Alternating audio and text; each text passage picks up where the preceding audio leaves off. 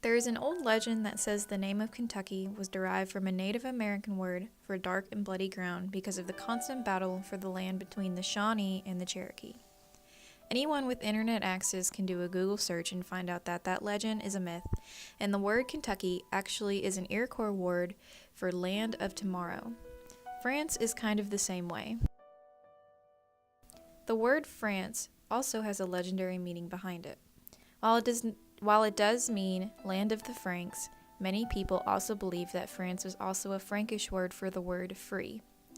I think these are both fitting meanings for both places, and it connects them even though they're oceans apart. While in France, I never felt like I was truly gone from home.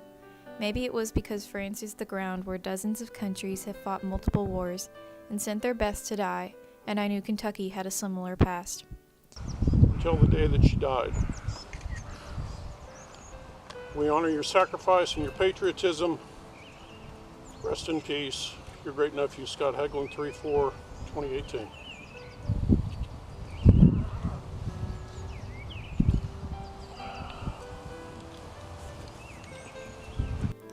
France has fought to liberate its people and been the final resting place for the sons of foreign lands, and Kentucky had done the same in some ways. As a border state in the Civil War, the state remained neutral, yet its citizens were torn to each side. During the Battle of Perryville in central Kentucky, both sides fought bloody and hard for their cause, causing Kentuckians to bury mass graves for each army. Escaping slaves also used Kentucky to cross the Ohio River into freedom. France and Kentucky are both dark and bloody grounds. They are also lands of tomorrow and symbols of freedom. Kentucky has a ton of cemeteries, but I think that's somewhere where France has them beat.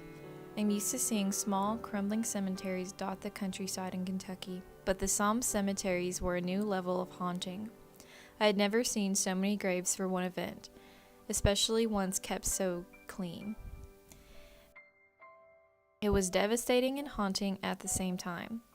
Who remembers these people? Are they all forgotten since it's been over 100 years since the Battle of the Somme? Until going there, I didn't know the magnitude of the First World War, and especially how many countries sent people to fight in it.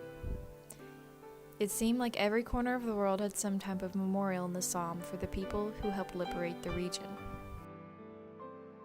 The Normandy region was something I was more familiar with because of World War II, but it's hard to imagine what D-Day would have been like until you're actually there.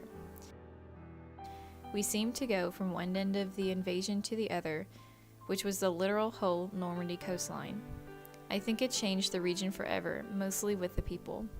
While talking with Frederique, she said she had a letter from her grandmother dated June 5th, 1944, talking about how they think that the invasion is about to begin and they were fleeing Caen.